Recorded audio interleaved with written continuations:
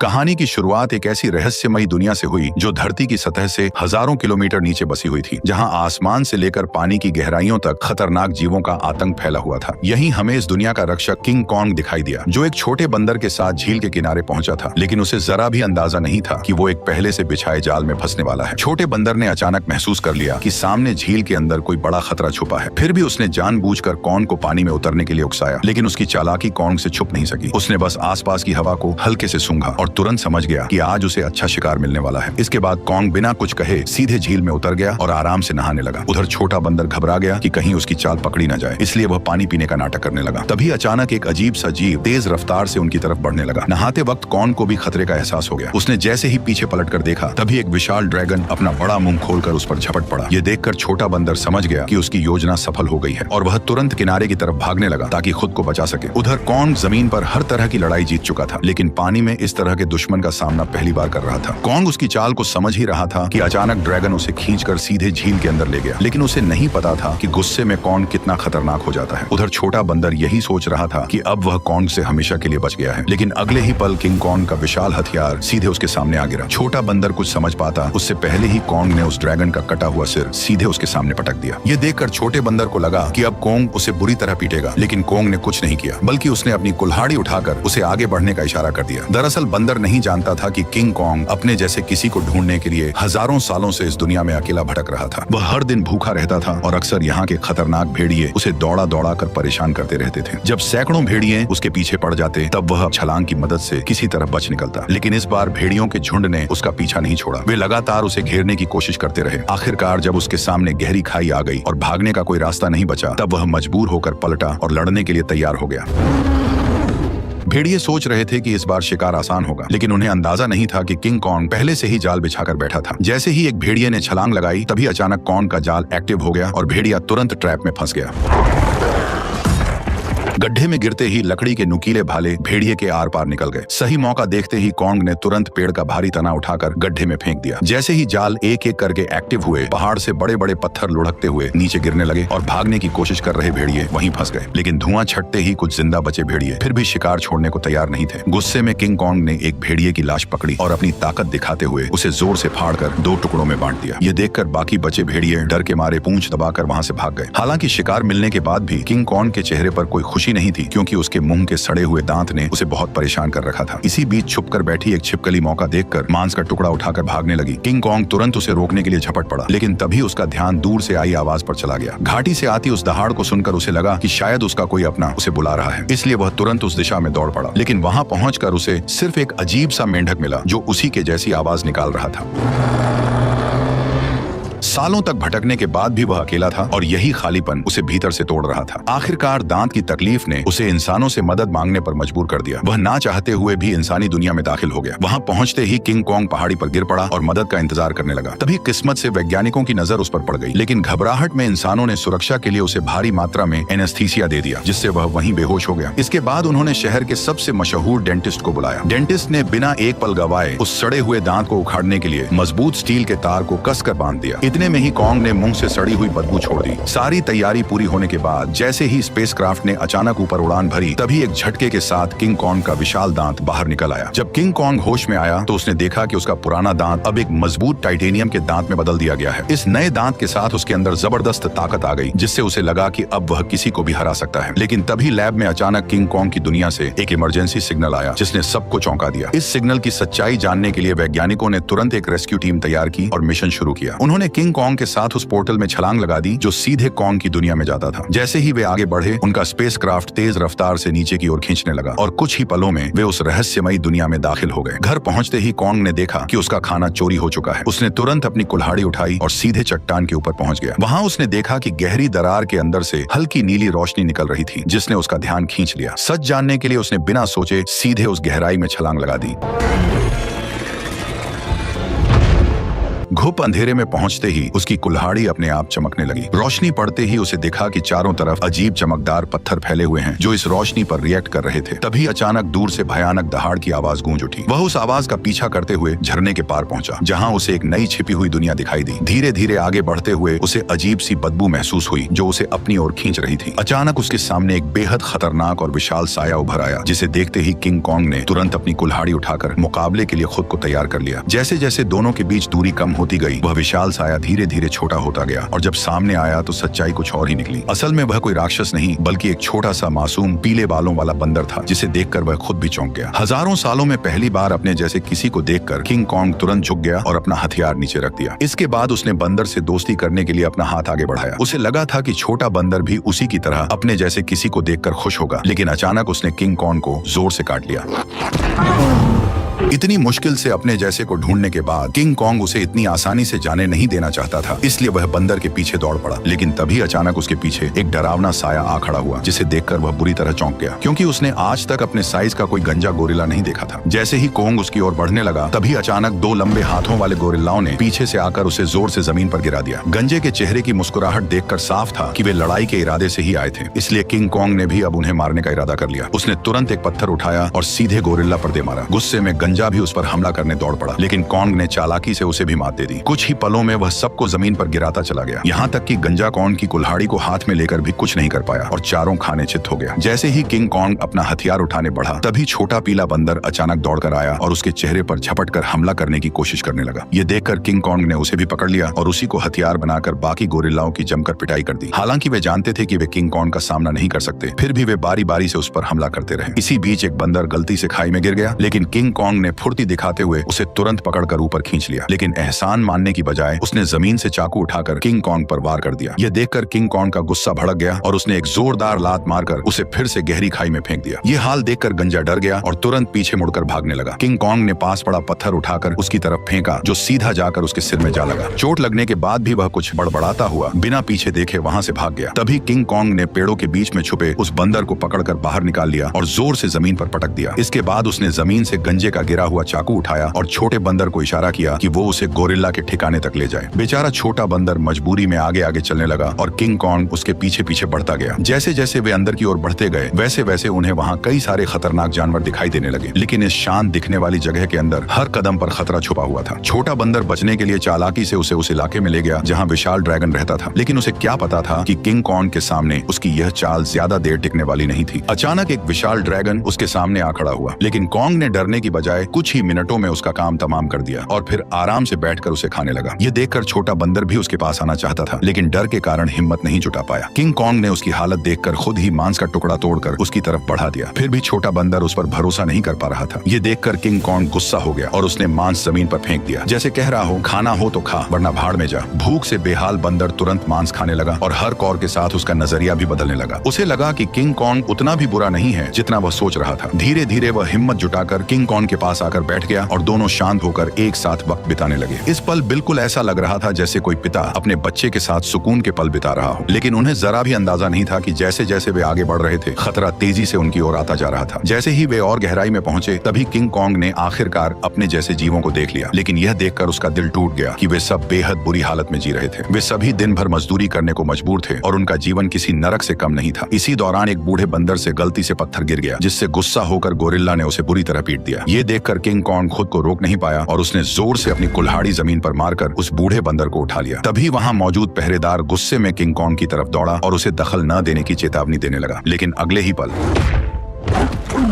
King Kong की हिम्मत ने बाकी बंदरों में उम्मीद जगा दी, लेकिन उसी वक्त भागा हुआ गंजा ये सब देख रहा था। उसने तुरंत जाकर यहाँ के राजा स्कार किंग को सब कुछ बता दिया। गोरिल्ला की बातें सुनते ही स्कार किंग का गुस्सा फूट पड़ा। जैसे ही वो अपने सिंहासन से उठा, रास्ते में आने वाले सभी बंदर उसके सामने झुकते चले गए, लेकिन किंग कॉन्ग बिना डरे वहीं खड़ा रहा। स्कार किंग ने ध्यान से उसे देखा और कॉन्ग के मुंह में लगे स्टील के दांत को देखकर वो हंस पड़ा, लेकिन अगले ही पल उसने अपना गुस्सा निकालने के लिए एक बंदर को लात मारकर धधकते लावा में फेंक दिया। ये देखकर किंग कॉन्ग का गुस्सा अपने चरम पर पहुंच गया। अपनी ताकत दिखाने के लिए स्कार किंग ने अपने कंधे से हथियार निकाला और किंग कॉन्ग को सबक सिखाने के लिए खुद को तैयार कर लिया। किंग कॉन्ग ने भी तुरंत अपनी कुल्हाड़ी उठा ली और दोनों के बीच भयंकर लड़ाई शुरू हो गई। लंबे हथियार का फायदा उठाते हुए उसने अचानक हमला कर दिया और किंग कॉन्ग एक पल के लिए भी संभल नहीं पाया। स्कार किंग ने हथियार पर लगे क्रिस्टल की मदद से कॉन्ग पर कई सारे वार कर दिए। गुस्से में आकर कॉन्ग उस पर टूट पड़ा। ताकत के मामले में वह किंग कॉन्ग के सामने टिक नहीं सकता था, इसलिए वो कॉन्ग से दूरी बनाकर लगातार वार करने लगा और किंग कॉन्ग धीरे धीरे पीछे हटने पर मजबूर हो गया। इसी बीच किंग कॉन्ग की कुल्हाड़ी भी उसके हाथ से छूटकर जमीन पर गिर गई। मौका पाकर उसने अपने हथियार से किंग कॉन्ग का गला जकड़ लिया और उसे काबू में करने की कोशिश करने लगा। स्कार किंग को लगा कि अब उसने लड़ाई जीत ली है, लेकिन किंग कॉन्ग ने पूरी ताकत लगाकर उसे उठाया और जोर से जमीन पर पटक दिया।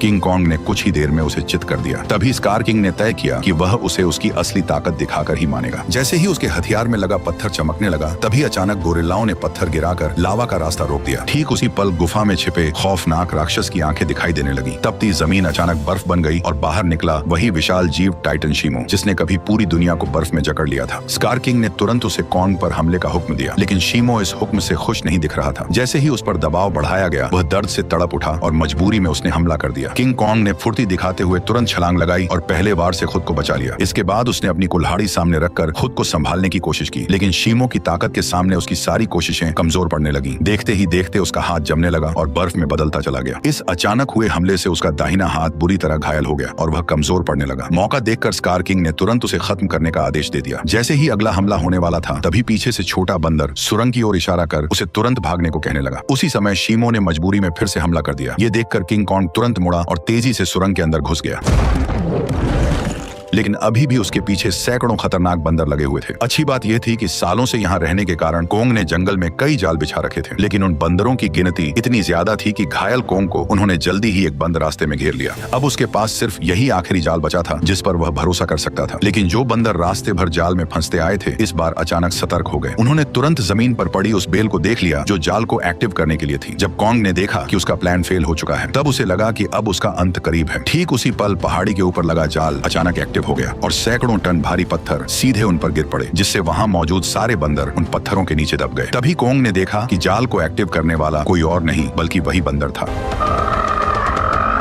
अब कॉन्ग बुरी तरह घायल था और लड़ने की हालत में नहीं था, इसलिए वह छोटे बंदर के सहारे इंसानों के पास लौटने लगा। लेकिन उसे अंदाजा नहीं था कि अभी भी एक बंदर जिंदा बच गया है। उधर कॉन्ग के साथ आए वैज्ञानिकों ने देखा कि उनका बेस पूरी तरह तबाह हो चुका है। तभी उनकी नजर चट्टान के ऊपर बने एक विशाल हाथ के निशान पर पड़ी, जिससे उन्होंने अंदाजा लगाया कि इस दुनिया में कॉन्ग जैसे और भी विशाल जीव मौजूद हैं। जल्द ही वे जंगल की गहराई में पहुंच गए, जहां उन्हें एक छुपा हुआ यंत्र दिखाई दिया। जैसे ही लड़की ने उसे दबाया, उसी पल कई जगहों से पानी बहकर नीचे आने लगा। वह पानी मिलकर एक तेज धारा बन गई और जंगल के अंदर की ओर बहने लगी। वैज्ञानिक उसका पीछा करते करते एक रहस्यमयी जादुई दीवार के सामने पहुंच गए, जिसने जंगल के अंदर एक अदृश्य जगह को छुपा रखा था। जैसे ही उन्होंने उस दीवार को छुआ, तभी उसमें नीली चमक दौड़ पड़ी। ये देखकर उन्होंने तुरंत दीवार के अंदर एक छेद कर दिया और तभी उनके सामने एक ऐसा नजारा आया जिसे देखकर उनकी आंखें खुली की खुली रह गईं। दीवार के पीछे एक ऐसी सुंदर और रहस्यमयी दुनिया मौजूद थी जिसे आज तक न किसी ने देखा था और न ही उसके बारे में सुना था। जैसे ही वैज्ञानिकों ने इस दुनिया में कदम रखा, तभी अचानक उन्हें उस दुनिया के जनजातीय लोगों ने घेर लिया। ये लोग इंसानों जैसे दिखते थे, लेकिन उनकी वेशभूषा किसी नॉर्मल इंसान से बिल्कुल अलग थी। वे लोग वैज्ञानिकों को नुकसान पहुंचाए बिना सीधे अपने कबीले के पास ले गए। वहां पहुंचकर उन्हें पता चला कि यह लोग हजारों सालों से धरती के नीचे रह रहे हैं और उस पोर्टल की रक्षा कर रहे हैं जो ऊपर की दुनिया से सीधे जुड़ा हुआ है। स्कार किंग सालों से इसी जगह की खोज में लगा था ताकि वो इस पोर्टल की मदद से इंसानी दुनिया पर कब्जा कर सके। ठीक उसी समय इंसानों की गंध को सूंघते हुए किंग कॉन्ग वैज्ञानिकों तक पहुंच गया, लेकिन अदृश्य दीवार की वजह से वो भीतर की दुनिया को देख नहीं सका। इसलिए कबीले के लोगों ने उस जादुई दीवार में एक दरार बना दी, जिससे कॉन्ग आसानी से अंदर घुस गया और सीधे इंसानों के बीच पहुंच गया। लेकिन उन्हें नहीं पता था कि यह सब पीछा कर रहे बंदर ने देख लिया था। जैसे ही किंग कॉन्ग इंसानों के सामने पहुंचा, तभी वह कमजोर पड़ गया और सीधे जमीन पर गिर पड़ा। वैज्ञानिकों ने देखा कि कॉन्ग का हाथ बुरी तरह घायल है और अब वो कुछ भी करने की हालत में नहीं है। ये देखकर डॉक्टर ने तुरंत फैसला किया कि कॉन्ग के हाथ को पूरी तरह बदलना पड़ेगा। उसे तुरंत मैकेनिक आर्म का आइडिया आया। यह वही सुपर मैकेनिकल आर्म था जिसे इंसानों ने पहले कॉन्ग को और ताकतवर बनाने के लिए डिजाइन किया था। अच्छी बात यह थी कि यह गैजेट अभी भी तबाह हो चुके बेस के नीचे बने अंडरग्राउंड मैकेनिकल स्टोर में सुरक्षित रखा हुआ था। जल्द ही डॉक्टर उसे वहां से निकाल लाया और उसे सीधे कॉन्ग के शरीर के ऊपर लाकर छोड़ दिया और तभी वह मशीन खुद कॉन्ग के जख्मी हिस्से को पहचान कर जुड़ने लगी। जैसे ही उस हाथ के अंदर की खास दवा कोंग के शरीर में पहुंची तो बेहोश कोंग को जैसे नई ताकत महसूस होने लगी। उसके चेहरे की खुशी साफ बता रही थी कि वह इस नए हथियार से काफी खुश था। लेकिन तभी अचानक छोटा बंदर जंगल के अंदर से भागता हुआ वहां आ पहुंचा। उसने कोंग को बताया कि स्कार किंग पोर्टल की जगह का पता लगा चुका है और वह शीमो के साथ मिलकर कबीले पर हमला करने वाला है। अकेला कोंग स्कार किंग और शीमो का सामना नहीं कर सकता था, इसलिए उसके पास सिर्फ एक ही रास्ता बचा था, इंसानों की दुनिया में जाकर कई सालों से सो रहे गॉडजिला को जगा देना। लेकिन उसे बिल्कुल अंदाजा नहीं था कि जिसे वह अपनी मदद के लिए बुलाने जा रहा है वही गॉडजिला उसके लिए सबसे बड़ा खतरा साबित होने वाला है। अचानक पिरामिड के आसपास की जमीन तेजी से हिलने लगी और नीचे से एक मैकेनिकल हाथ बाहर निकल आया। यही वह जगह थी जो धरती तक पहुंचने का पोर्टल खोलती थी। जल्द ही कोंग पोर्टल से बाहर निकल आया। कोंग की आहट महसूस होते ही गॉडजिला अचानक नींद से जाग गया और बिना एक पल गवाए सीधे उसकी तरफ बढ़ने लगा। जैसे ही वो कोंग के सामने पहुंचा तब गॉडजिला को लगा कि कोंग उसे चुनौती देने आया है, इसलिए वो बिना एक पल गवाए पूरी रफ्तार से उस पर टूट पड़ा। उसकी आंखों में भरा गुस्सा साफ बता रहा था कि वह कोंग को जिंदा छोड़ने वाला नहीं है। तेजी से अपनी ओर बढ़ते गॉडजिला को देखकर कोंग ने हाथ उठाकर उसे समझाने की कोशिश की, पर गॉडजिला अब किसी भी बात को सुनने वाला नहीं था। उसने सीधे टक्कर मारकर कोंग को सैकड़ों मीटर दूर फेंक दिया।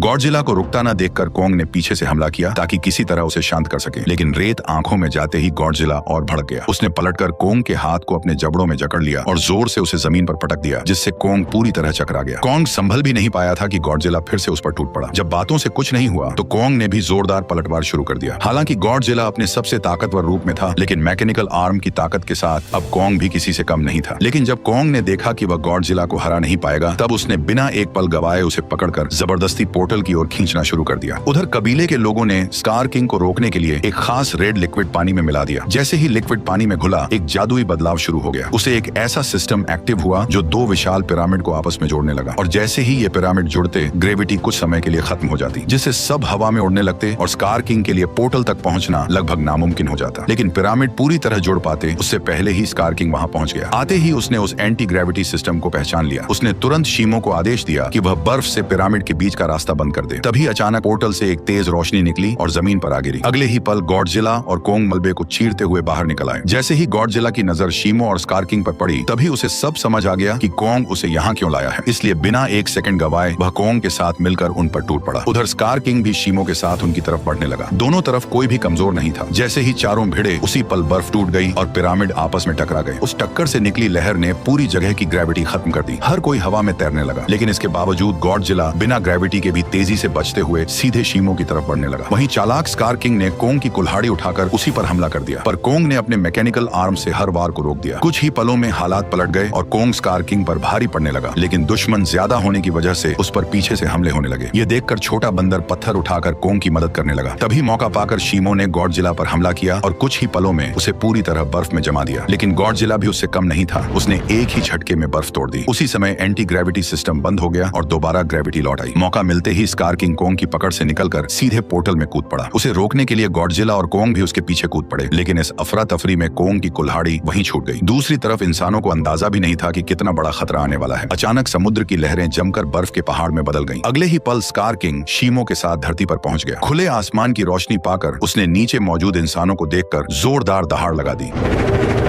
अब उसे लगा कि पूरी दुनिया पर राज करने का समय आ गया है। उसने शीमो को आदेश दिया कि वह आसमान को जमा दे। शीमो ऐसा नहीं करना चाहता था, फिर भी मजबूरी में उसने हर तरफ बर्फ बरसानी शुरू कर दी। देखते ही देखते इमारतें भी इस तबाही में जमकर टूटने लगी। जब स्कार किंग को लगा कि अब उसे कोई नहीं रोक सकता, तभी कोंग ने एक जोरदार मुक्का मारकर उसका 3 टन का दांत जमीन पर गिरा दिया। गुस्से में स्कार किंग ने कोंग पर हमला करने का आदेश दिया, लेकिन उसी समय गॉडजिला वहां पहुंच गया और उसने शीमो को रोक लिया। अब बिना शीमो की मदद के स्कार किंग ज्यादा देर टिक नहीं सकता था, इसलिए उसने एक विशाल इमारत उठाकर कोंग की तरफ फेंक दी, लेकिन उससे कोंग को कोई खास नुकसान नहीं हुआ।